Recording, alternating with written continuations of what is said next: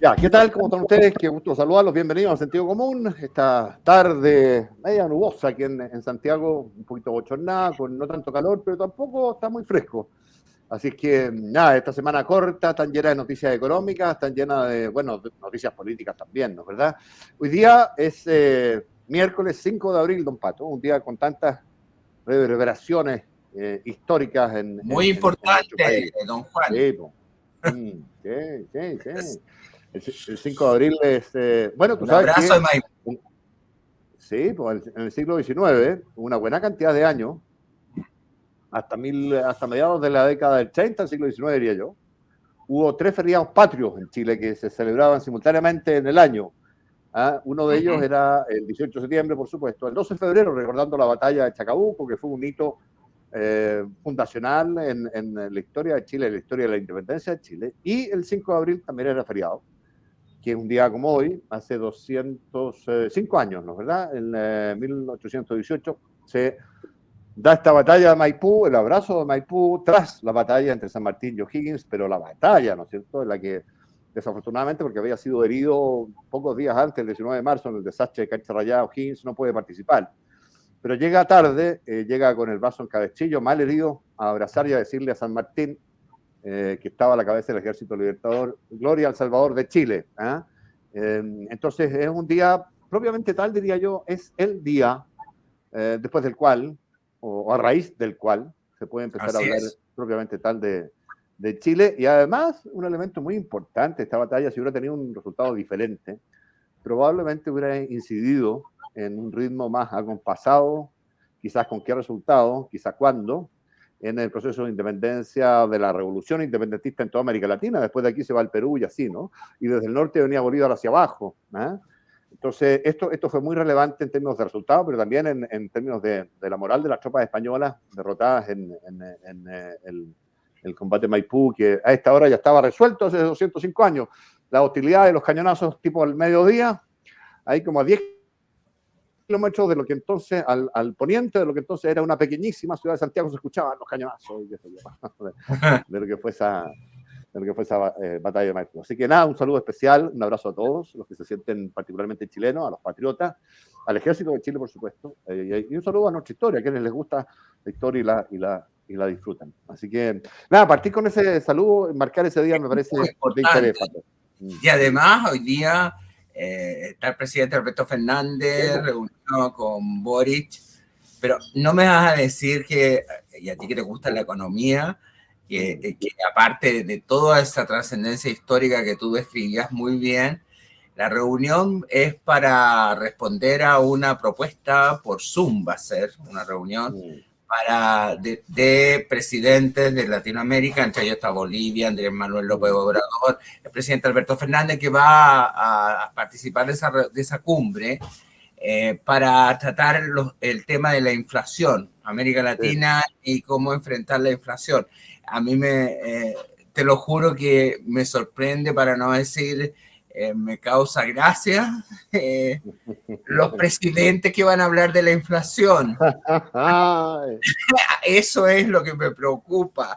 ¿Te acuerdas que verdaderos sabios de la economía, dice. Sabios de la economía? ¿Te acuerdas que los debates, el propio en ese momento candidato Boric no fue capaz de definir la inflación cuando le preguntaron? Y bueno, el presidente Fernández me imagino que sabrá lo que es, porque lo evidencia día a día, llegaron a un 100% de inflación.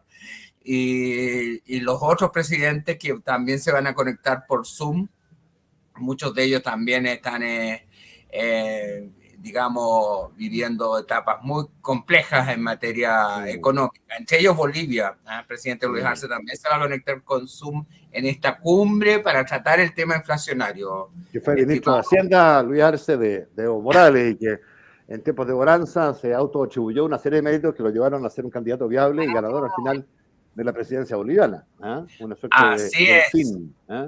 El delfín, pero parece que no está funcionando ahora muy bien. Vamos a pegar al presidente Arce. ¿Sí? Es que los precios han bajado. El precio del gas natural está en el suelo. Ahora está en el piso. Bueno, pero mira. Bueno, está bien.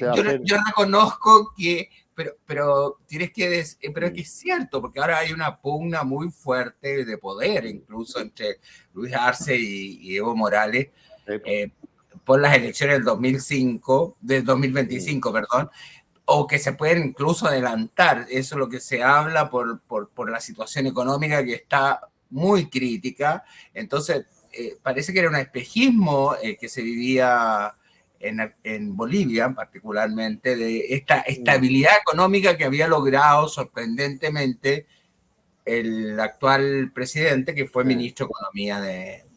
Más tarde o más temprano, en general, Pato, tengo la impresión, yo, salvo algunas excepciones muy honrosas, pero que han tenido segundas vueltas y segundas caras, y en esas segundas vueltas, segundas caras se han caído igual. Pero salvo excepciones muy contadas, como te digo, los gobiernos que tienen la inspiración chavista, de izquierda refundacional, que desprecian los datos, que no conocen los contenidos de los que se trata, que son relevantes para la condición material de sus pueblos, que son los datos económicos y con qué fundamentos a través de los cuales, o cuáles son los fundamentos a través de los cuales funciona la economía. Bueno, esos gobiernos terminan por hacerle mucho daño a los países y eso es casi sin excepción lo que inevitablemente ocurre. Me parece que en el caso de Bolivia se va a dar lo mismo por razones, en cada caso variopintas, ¿no? Pero claro, había logrado mantener por lo menos una imagen de que a pesar de todo, porque ellos adscribían incluso con el presidente Evo Morales, de que adscribían a la revolución bolivariana y tenían muchas, pero sin embargo seguían una política económica diferente. Y sin estatizaciones, sí expropiaciones, pero con una economía mixta. Pero parece ser que ahora el tema se está revirtiendo y está en una situación muy, muy complicada por falta de inversiones, etcétera. Así que están viviendo, y bueno, hubo una estatización de los fondos de pensiones, por lo menos eso tenerlo como referente, ¿no? ¿Qué es lo que pasa con eso? Así que, sí, estatización de los fondos de pensiones, que es una alerta que nos debe servir de enseñanza, tal cual ocurrió en el 2008 en Argentina, que pasó algo similar, ¿no es verdad? Por otras razones, en otras circunstancias, en otro contexto, pero algo similar. Bueno, a propósito de economía, a propósito de inflación, a propósito de Banco Central, bueno, mañana vamos a conocer la inflación del mes de marzo en Chile, probablemente esté cerca del 1%. El Banco Central tomó la decisión de mantener la tasa política monetaria en 11.25. Sí. Ha venido bajando décima en 12 meses, anualizada la inflación. Estamos en cerca del 11 o por ahí, en fin. Muy de a poquito, el Banco Central entregó hoy día su informe de política monetaria, el IPOM famoso, el primero del año, de marzo. Hizo algunas apuestas bien arriesgadas, pero que van en línea con lo que están diciendo algunos otros. Por ejemplo, Clapes UC está pronosticando que eventualmente la economía chilena puede llegar a crecer algunas décimas de punto este año 2023 contra todos los pronósticos. Eso sería fantástico. Clapes fue el primero que habló, si no me equivoco, hace muy poquitos días además. De esto y hoy día lo ratifica en el IPOM el Banco Central, que hizo su proyección de crecimiento para el PIB del 2023, ubicando ese crecimiento del PIB en un rango entre menos 0,5 y 0,5 positivo. Y 0,5 positivo, sí, eso me pareció fantástico. Ojalá nos acerquemos a eso. Yo sé que es poco, pero como todas las proyecciones eran negativas, entonces primera vez que escuchaba una proyección positiva en este año. Pato, que el crecimiento de la población es, no sé, 1% al año debe ser más o menos. Vale decir, crecer en menos de un punto es simplemente decrecer o crecer cero. No, claro. El desde para nuestra pirámide poblacional es el 1%. De ahí para arriba se empieza a hablar, creo yo, o en mi opinión, de crecimiento. El resto es música. O sea, pensando en nuestra pirámide poblacional y con la cantidad de migrantes, tendríamos que pensar por lo menos en un 1,8 o 2%. Mínimo. Bueno, pero el rango anterior de crecimiento de la economía chilena.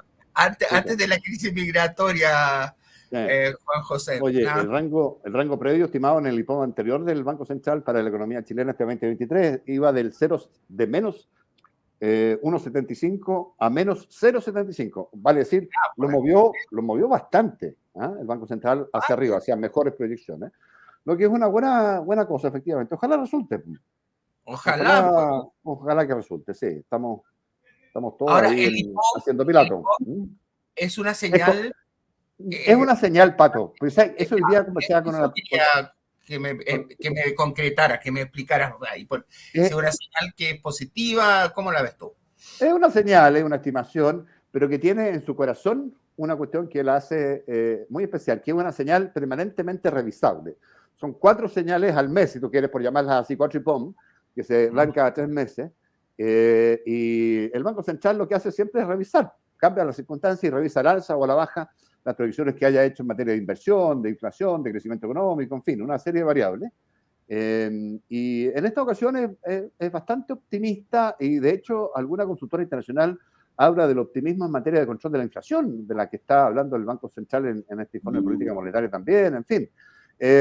Veremos, yo conversando tú sabes que tengo un programa en la mañana temprano todos los días de economía con Tomás Flores, el economista Tomás Flores, que fue su secretario de Hacienda, con el economista Willy Díaz, también son 2 caperuzos, y yo soy como el ingenuo del grupo, el que menos sabe. Me dedico al periodismo, me dedico a otra cosa, sé muy poco comparado con ellos. Pero tengo siempre un sesgo a ser un poquito más optimista respecto a lo que se viene, pero ellos no sé si están viendo señales reales de que puede ser un mejor año del pensado. Falta todavía parte de la travesía por el desierto.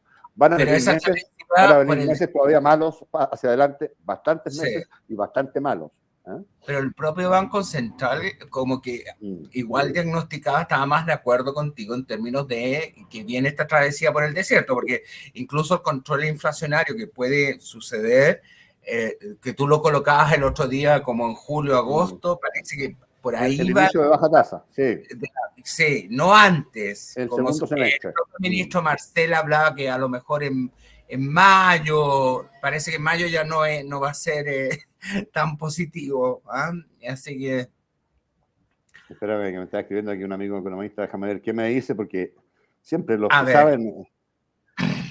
Qué entretenido este programa con Pato, dale saludos míos. Claro que hay buenas señales, pues me dice, jajaja. No sé si. Está buena. Te mandó saludos. Oye, bueno, eso. Pero que estamos intentando optimismo, pensando, estamos Semana Santa también, y hay milagros también que se pueden producir. Sí, yo sé que hay gente en el oficialismo que cree que el dinero crece en los árboles como las hojas de... Sí, por eso te digo. Los plátanos orientales, sí. Ojalá fuera así. El problema con los plátanos orientales es que efectivamente no dan billetes, dan hojas. Y el problema con esas personas es que los datos son siempre tan mañosos, tan irredarguibles. Bueno, pero asumamos que se está viendo una posibilidad de una mayor resiliencia de la economía chilena. A lo mejor no va a ser ahora. Faltan todavía situaciones importantes en materia política. Yo creo que el tema de, las elecciones del 7 de mayo, el tema del sexto retiro, si va o no va. Ese temazo. Es una presión muy fuerte. Muy fuerte. Sí. No, ese temazo, el tema el nuevo retiro, el sexto retiro del 10%. Es re fundamental para ver de qué manera se va a ir controlando o no la inflación, de qué manera se va a hacer populista o no, de qué manera se va a volver a estar equivocado, en fin, y de qué manera van a pagar o seguir pagando el pato quienes menos tienen. Es lo que provoca la inflación. Entonces, es muy importante para los países, porque uno pensaba, mira, este país se ha tecnificado, ha tenido niveles de desarrollo envidiables, incomparables con cualquier otro periodo de su historia, incomparables con cualquier otro país del continente, y uno diría, mira, hay mucha inteligencia detrás de eso. No me cae la menor duda. Hay mucha preparación detrás de eso, hay mucha transpiración de un pueblo que se puso detrás de conseguir un objetivo que es mejorar las condiciones de vida y materiales de su población, de sus hijos, de sus nietos, del futuro. Y claro, lo que estamos viendo es una discusión absurda que revierte todo aquello, que transforma el pasado en una suerte de paria, sin ningún fundamento para transformarlo, y que hace puras leceras sin fundamento como los retiros del 10%, que se transforman en una espada de Damocles a la inflación, a los que no les sobra una luca para llegar a fin de mes, para toda esa gente. Correcto. Esto ha sido dramático. Entonces, ¿sabes qué? Es como la frase, mira, las instituciones funcionan. vemos que no funcionan, no han funcionado. Y esta falacia de que, mira, somos un país que creció, que se desarrolló, que tiene más potencia, más inteligencia, más capacidad, qué sé yo. Bueno, también es una falacia porque seguimos haciendo puras leceras, puras tonteras, puras cuestiones que no tienen sentido y que terminan provocándonos daño. Entonces, en fin. A mí lo que me preocupa, y te lo digo haciendo una analogía con lo que pasó con la ley Naim Retamal, por lo menos que el gobierno, y te lo digo haciendo el análisis con respecto al sector retiro, el gobierno da la impresión de que no maneja ninguna agenda, o sea, que no tiene una capacidad ni siquiera de ordenar sus filas, o sea, no ordena sus filas. Claro, se logró por suerte un acuerdo en el Senado, pero ese acuerdo, te digo, casi fue resultado no del gobierno, sino que efectivamente desde la oposición le dieron ahí ciertos salvavidas para llegar a un acuerdo que permitiera tener un respaldo, la votación, por lo menos en el Senado. Vamos a ver qué pasa en la Cámara de Diputados y si va a comisión mixta. Incluso hay sectores que siguen pensando en llevar el proyecto, la propuesta al Tribunal Constitucional. No sé, pero que es verdad. Tú te ríes, pero si no solamente es cierto, es absolutamente cierto. Y representantes de ese sector que tú dices, y te voy a decir inmediatamente quiénes son, cuál es ese sector, han dicho que no solamente han tomado una decisión, sino que ya tienen respecto a ese proyecto un texto muy avanzado. Entonces, claro, ese sector es el mismo que vomitaba sobre el Tribunal Constitucional antes. Ese sector es el Partido Comunista. Es que, ¿sabes? No puedo dejar de enunciar una frase de Javier Macaya hoy día, que salió en la segunda, que no sé si la leíste, pero esa parte que señala que las Naciones Unidas estaban presionando por la ley Naim, sí. En el momento que estaban nombrando a Rusia como presidente de Consejo de Seguridad y estaban preocupados de los derechos humanos en Chile. Entonces, era como tan... o sea, el mundo absurdo, el mundo al revés, ¿entiendes? Preocupados por los derechos humanos en Chile y se estaba nombrando, asumiendo la presidencia, Rusia del Consejo de Seguridad. Además, Rusia tiene un presidente y un gobierno tan progresista, tan tolerante con las diversidades sexuales y todo aquello. Tú te has dado cuenta, ¿no? Sí. No, pero que es verdad. Además de ser el carnicero, ¿qué es? Digamos, el cavernícola que es el presidente. Bueno, es tan tolerante con la diversidad que es, tan abrazador de las causas con la diversidad. Claro. Piensa tú que la Corte Penal Internacional lo anda, o sea, en el caso que pierda el poder, sin lugar a duda, va a ser enjuiciado. Así que en ese sentido, uno podría pensar que el tipo se va a tratar de mantener en el poder a lo que dé lugar, porque eso pasa a ser un salvavidas, digamos, sin lugar a dudas. Es lo mismo que le pasa a los dictadores, cuando uno es un... Claro, pues. Cuando uno es un asesino y misericordia, tiene que cuidarse, claro. No, y al final termina apernándolo, porque es lo que le pasa a Maduro también. Maduro no puede entregar el poder. No puede entregar el poder. Ortega tampoco. Y sorprendentemente Miguel Díaz-Canel en Cuba sí puede, se pasea por todas partes sin ningún problema. Porque toca menos que ahorita... Sin que ahorita adentro. Díaz-Canel no significa nada, ¿no es? No, Díaz-Canel no significa nada, pero es el sucesor a dedo de los Castro. Y piensa tú que partió la Revolución Cubana en el año 59, o sea, ya lleva más de 60 años, el año nuevo, el año 59, exactamente. Entonces... y que hubo elecciones hace poco de la Asamblea Nacional, que es el equivalente, si es que quisiéramos decirlo, al Parlamento. Claro que mostraban en un video que era muy interesante, que preguntaban, bueno, aparte de los candidatos que están acá, ¿hay algún otro de oposición? Era una televisión española, algo así. Entonces, no, porque los candidatos son los que están en la boleta, y son todos del Partido Comunista, o por lo menos no hay ningún candidato de oposición. Entonces esa es la democracia cubana, digamos. Por supuesto. Fue interesante esa asamblea, la elección de la Asamblea Nacional porque aumentó el nivel de abstención, que de alguna manera es un significado de una disconformidad de la población. Hay que ver que hay comité de seguridad en cada barrio y que por lo tanto hay un nivel de control muy, muy estricto de quienes participan o no participan en los procesos electorales, entre comillas, que vive ese país. Sí, claro. Pato, si te parece, mira, son las 6 de la tarde con 23 minutos casi. Vamos al corte y volvemos. Vamos al corte, pues. Hay harto otro tema. Te quería preguntar por uno que me parece interesante, que a lo mejor tú puedes conocer en mayor detalle que yo.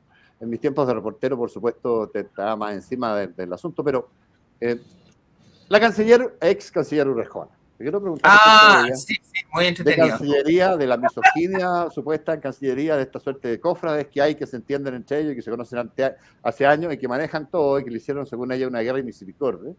Sí. Ya, hablemos de eso. Puede parecer interesante. O sea, yo encuentro las declaraciones patéticas y dañinas para Chile, pero no sé si hay algo de eso o puede que no.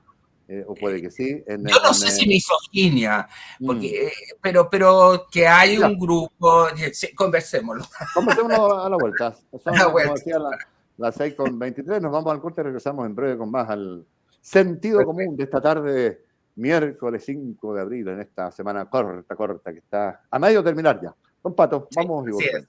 Qué rico, pues. Sí, pues.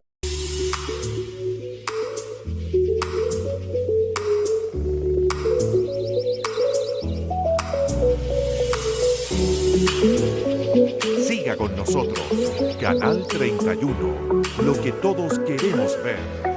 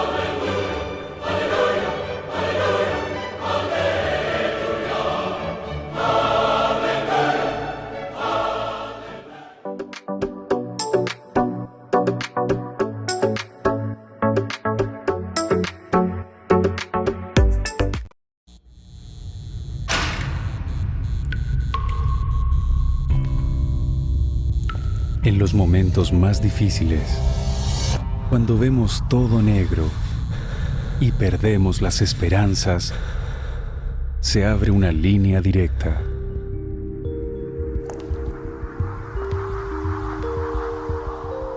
Llámanos.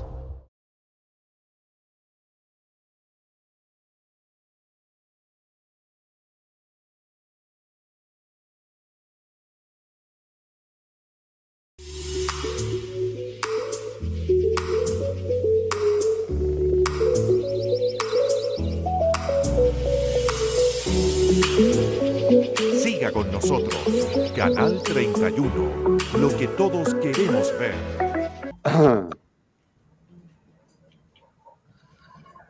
Habías dejado un tema planteado, sí, Pato.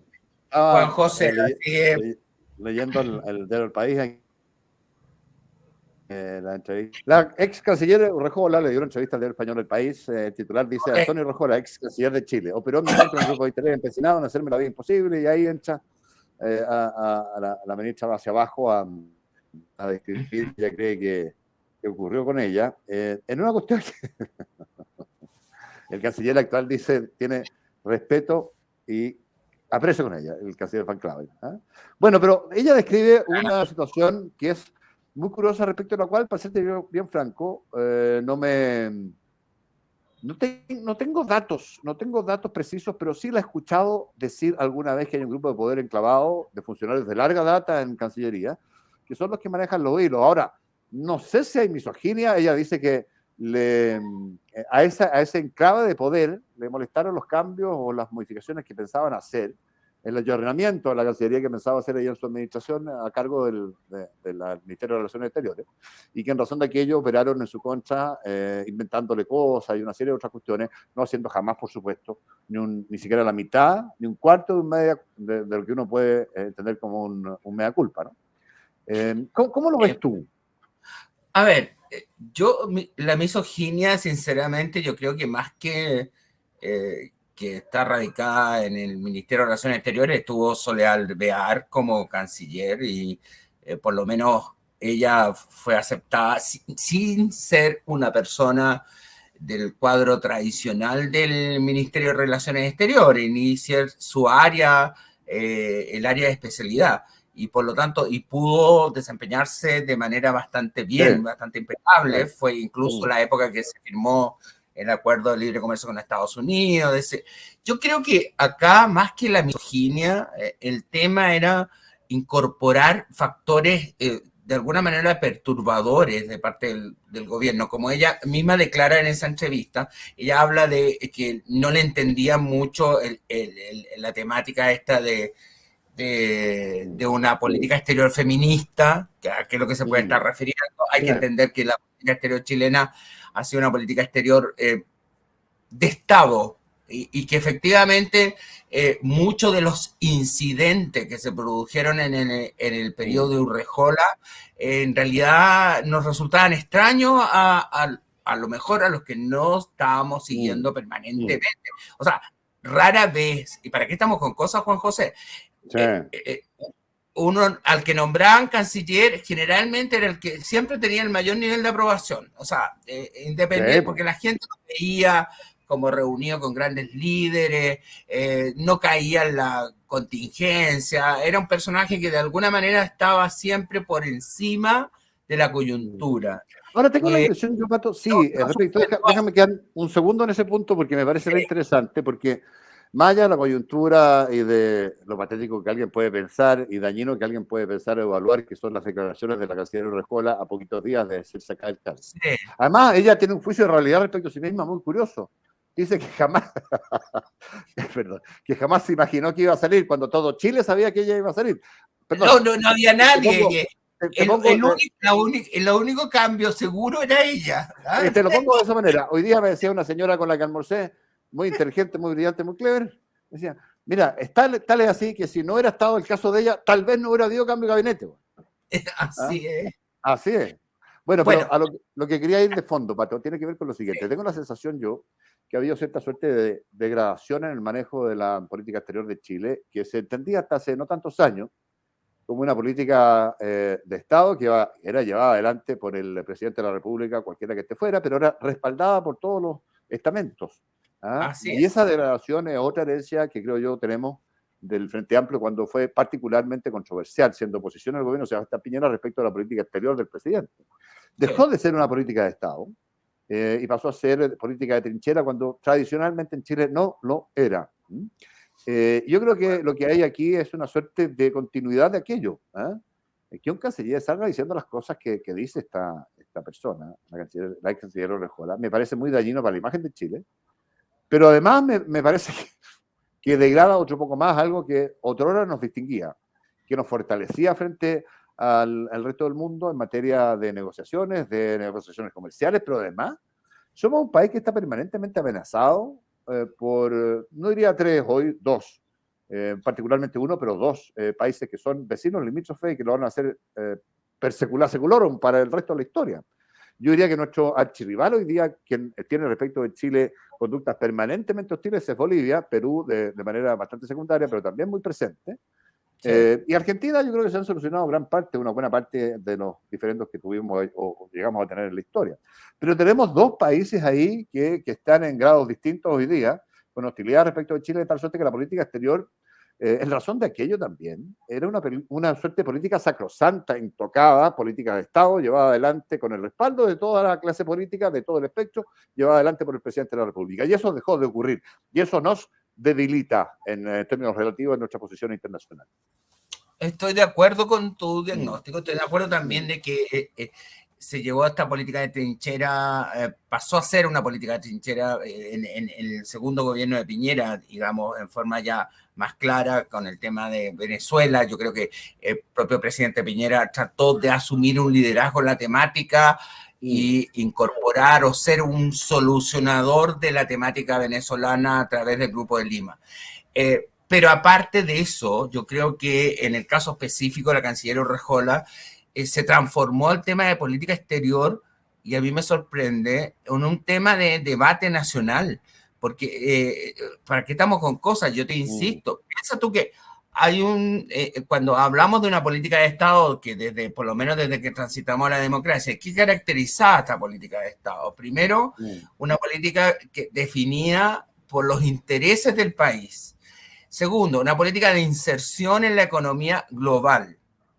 Y, por lo tanto, la gente que está en el Ministerio de Relaciones Exteriores es gente que ha estado trabajando en forma muy intensa y profesionalmente a partir de una convicción, digamos, que Chile necesita el multilateralismo. No sé si has escuchado, Alberto Van Claver de alguna manera ha vuelto a retomar esa línea, la diversificación, el tener contacto con todos los países, el diversificarse, o sea, volver de alguna manera a la tradición que estaba presente antes la canciller Urrejola. Ahora, yo reconozco que ella, particularmente la canciller Urrejola, parece que tuvo problemas puntuales, bueno, y no más que puntuales, con el subsecretario Humá, que se transformó casi en un opositor de las políticas, incluso de Marcel, con el tema del TPT-11, la política exterior feminista, o sea, un montón de cosas que yo creo que el Frente Amplio, cuando llegó al poder, pensó que podía ser como una especie... Mira, si yo sigo insistiendo, Juan José, que la mejor definición de cómo se sentían los miembros del Frente Amplio cuando llegaron la dio Giorgio Jackson, cuando dijo que tenían una autoridad moral muy por encima de no solamente esta generación, sino que de todas las generaciones que la habían antecedido. Entonces, de alguna manera, eso se reflejaba en una visión casi de liderazgo global, que querían transformarlo todo a través de estos nuevos valores. Yo no entiendo qué significa una política exterior feminista, honestamente. No logro entender. O sea, una política exterior feminista, no sé cómo se traduce. Y mi especialidad son las relaciones internacionales, pero si me hicieran la pregunta a un alumno cómo es una política exterior feminista, no lo sé, porque a no ser de que pensemos... Pato, pero no lo sabes porque no existe. Porque no existe una política exterior feminista, eso es un invento, como son todos los ismos que la izquierda refundacional le enchufó a la centro izquierda, como el indigenismo, todos los buenismos que te puedas imaginar, el ambientalismo, y hoy día, y el feminismo, por supuesto, en fin. Y vivimos rodeados de buenismos que son cascarones que digitan la discusión pública y que no representan nada ni a nada. Y cuando tú conversas con cualquier, en una sobremesa, con una mujer sensata, con hombres sensatos, con personas que... ¿Qué te dicen las mujeres? No quiero que me regalen nada, yo ocupo el espacio que merezco y quiero llegar a donde estoy, donde he llegado, lo he hecho por mérito. Absolutamente. Por esfuerzo personal, lo único que pido son igualdad de reglas. Y en ese camino Chile ha avanzado harto.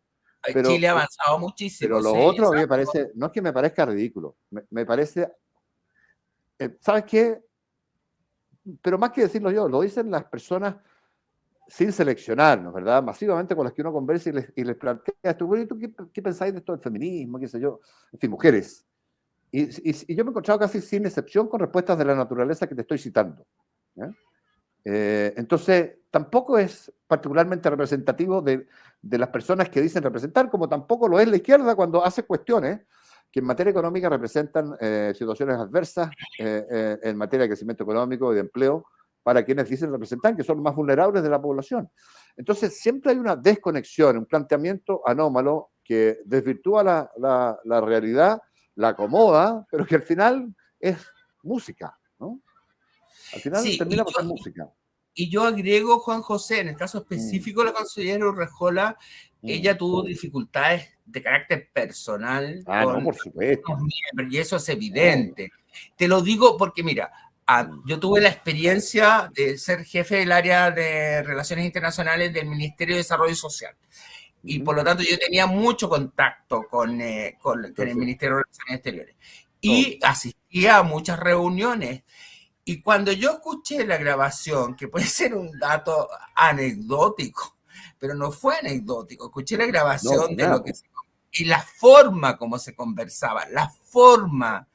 O sea, eso no ocurre en ninguna reunión de esa naturaleza. En ninguna reunión, y menos en la Cancillería. Yo te lo digo en serio, yo asistía a muchas reuniones, eran tremendamente formales. Había ministerios que eran más informales, pero el Ministerio de Relaciones Exteriores no podía ser más formal. Entonces, si ese era el tono con que se hablaba, que decir, no sé, y con una simpleza que... para decirlo en simple, con una simpleza que yo diría casi inexplicable, en serio. Porque cuando uno iba a las reuniones del ministerio, cuando me tocaba ir a las reuniones del ministerio, honestamente uno sabía que eran muy formales ellos, las posiciones y lo que tú discutías, tenías que ir muy bien preparado. No podías hacer calificativo de ninguna naturaleza, y no te estoy hablando que yo participaba en las reuniones más importantes, como la reunión esa que se transmitió a través de esta grabación, para mencionar un punto. Y yo agrego el rechazo de Ahumada a la inserción de Chile en el resto del mundo. Yo creo que hay un revisionismo profundo del modelo de ataca al corazón de lo que ha sido la política exterior desde el retorno a la democracia. Además, fíjate que Ahumada hablaba con una falta de conocimiento que me impresionaba desde el punto de vista siguiente. Todo ese esfuerzo que se hizo por años, que fue exitoso para insertar económicamente, comercialmente a Chile en el mundo, con resultados que son evidentes, que multiplicaron las exportaciones de Chile en 25, 30 años por 10. Eso no lo ha hecho casi ningún otro país que yo recuerde del mundo. Bueno, todo ese esfuerzo fue un esfuerzo mancomunado en que participaron Moro y Cristiano en las reuniones de planificación en el Ministerio de Hacienda, de Economía, de Relaciones Exteriores. Participaba mucha gente, desde el empresariado, los trabajadores, economistas, analistas, de la más variopinta condición que tú puedas llegar a imaginar. Lo que estuvo ahí presente, energizando ese proceso, fue Chile representado por su intelectualidad económica. Y de verdad este señor, ese revisionismo, pretendía echar por tierra todo lo que ello representó en algún minuto y los resultados, por supuesto, virtuosos que tuvieron en esos tratados comerciales. Entonces, de verdad, bueno, y la canciller Urrejola reconoce de alguna manera que la posición fundamentalista de... Era fundamentalista, qué buena definición. Una piedra en el zapato. Era una posición talibana, en serio, talibana, porque fíjate tú, una cosa es que el Frente Amplio tenía como leitmotiv en materia de eslogan, el no al TPT-11, pero incluso una cosa que no quería firmar y que demoró, tramitó y ralentizó fue la firma con la Unión Europea. Perdóname, si ese era un privilegio de Chile haber logrado la firma con la Unión Europea de un acuerdo de libre comercio. Entonces, y ahora, entonces increíble, y como tú señalas, eso fue absolutamente transversal. Entonces, no me cabe la menor duda que tiene que haber tensiones con todo el equipo de personas que han estado trabajando durante años en la Cancillería, justamente en ese logro, y es uno de los grandes logros del país, sin lugar a dudas. Y que el canciller Van Claveren lo ha ido dejando claro en sus entrevistas, por lo menos en retomar esa diversificación, esa pluralidad, esa incorporación de Chile al mundo, etcétera. Ahora, es interesante que tú menciones al canciller Van Claveren, porque se me estaba quedando rezagada la pregunta que quería hacer respecto de él. Yo creo que la figura de él representa un poco una vuelta atrás a la etapa más tradicional, de mayor prestigio de nuestra política exterior, y va a venir su accionar cargado de ese tipo de cuestiones que son, como digo, virtuosas y que nos van a producir probablemente mejores réditos, ¿no? No sé, ¿cómo lo verías tú al canciller, al nuevo canciller? A ver, yo lo conozco bastante personalmente, fue mi profesor de tesis. Así que... Le tenéis buena. O sea, yo lo tengo muy buena, Alberto. Bueno. Una persona brillante, creo que tiene todas las capacidades, la trayectoria. Lo escuché en el programa Tolerancia Cero, en la cual asistió. Estuvo muy canciller, que hace canciller en términos de saber manejarse, no responder muchas preguntas a lo mejor que la gente quería escuchar del canciller, pero está en su rol de canciller y tiene que hacerlo.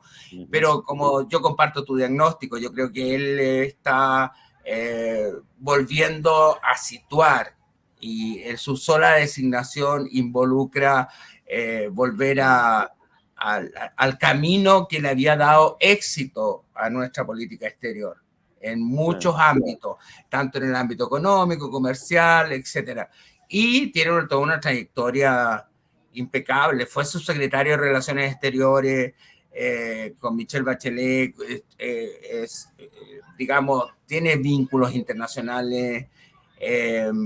Me tocó estar, y te lo digo pues, así personalmente, y con mucho orgullo, cuando estuve en Francia, justamente para la celebración del acuerdo de libre comercio, del acuerdo que Ahumada quería no firmar, claro, de la Unión Europea, cuando se conmemoraba, no me acuerdo si eran 10 años, una cosa así, de la firma, no me acuerdo. Me tocó estar con él, dio una conferencia brillante, y había un equipo de personas trabajando con él en ese sentido fuerte, que tenían esa misma posición. Entonces, un señor como Ahumada, no tanto la canciller, pero el señor Ahumada, yo creo que tiene que haber sido una piedra en el zapato para canciller. Sí, don Pato, un gran abrazo y nos reencontramos. Igualmente, oye, que tengas un muy buen fin de semana, que descanses, que lo pases bien. Un saludo a don Nicles también. Y bueno, nos estaremos viendo más adelante. Sí, pues. Ya, Pato, un gran abrazo a ti, gracias, Nicles, y nos vemos en cualquier minuto. Saludos a todos, chao, chao.